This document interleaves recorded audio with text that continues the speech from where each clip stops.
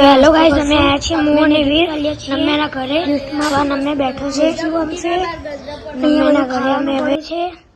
આ નમ્યાનું ઘર છે, આ નમ્યાનું ટીવી, આ નમ્યાનું બાથરૂમ, આ નમ્યા બેઠો મસ્તી કરી રહ્યો છે. આમથી એમ દોડમ દોડ કરી રહ્યો છે ઘરમાં આખા. અને આ દેવ બેઠો શાંતિથી કૂદમ કૂદ કરી રહ્યો સોફા ઉપર. અને આ નમ્યા મસ્તી કરી નમ્યાને કશું કહેવાનું અને અમે અત્યારે બેઠા છીએ. પછી જઈશું નીચે ફટાકડા ફોડવા. આજ ફટાકડા નહીં ફોડવા, રાત્રે જ ફોડશું. કાં તો સાંજે ફોડશું. આપણે હવે ઘરે નીચે જઈ રહ્યા છીએ. કંઈક મસ્તી બસ્તી કરીએ. આજ 9 વર્ષ છે. કોઈકની ખેંચીએ. તો આજે એવો મસ્તી કાઢવાની.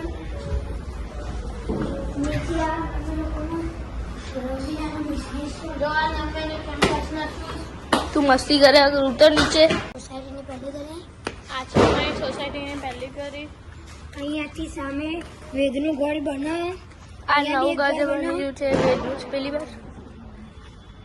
આ ઘરવાળા સૌથી હરામી છે. અને આ વેદનું ઘર બનાવ ત્યાંથી અમે જઈશું વેદના ઘરે. તમને બતાવીએ છીએ. ચલો ગલુડિયા જોવા લઈ જઈએ. ચલો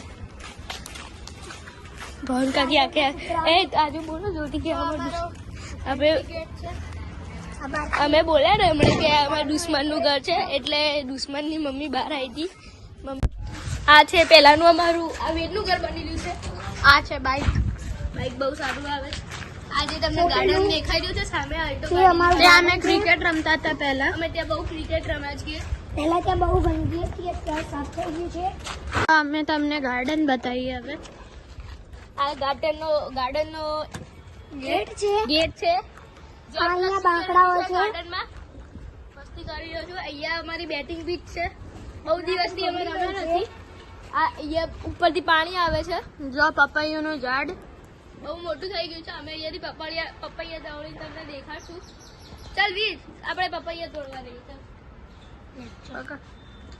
પતરો અહીંયાથી તોડ દઈશું. તો ગાઈસ, આ વીરે પથ્થર નાખ્યો અને પપૈયું નીચે પડ્યું. હા, તો આ કાચું પપૈયું છે.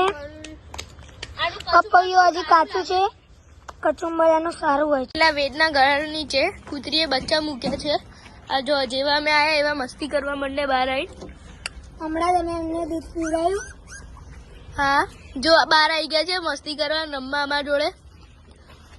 અમે હમણાં જ અમને દૂધ પીવડાવીને ગયા છીએ. નજીકથી જોઈ શકો છો બધાને ચાંદલો કર્યો છે. આજે બધાને ચાંદલો કરેલ છે કારણ કે આજે 9 વર્ષ છે. 2 છોકરી છે ને 4 છોકરા છે. આપણે જઈશું દેવભાઈનું અને વીરભાઈનું ઘર જોવા. આ છે દેવભાઈનું ઘર. આમની પણ એક ચેનલ છે, મેં તમને પહેલા પણ કીધું.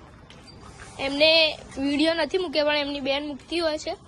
હવે એ પણ મૂકશે અમારા જોડે જ. આ છે વીરનું ઘર. આવી ગયું આ બાજુવાળું.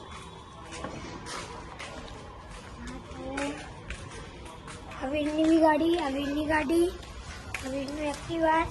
આ વેદનું ઘર છે. આ વેદનું ઘર છે જેનું ઘર બનતું હતું એ હાલ અહીંયા રહેવા આવી ગયા છે.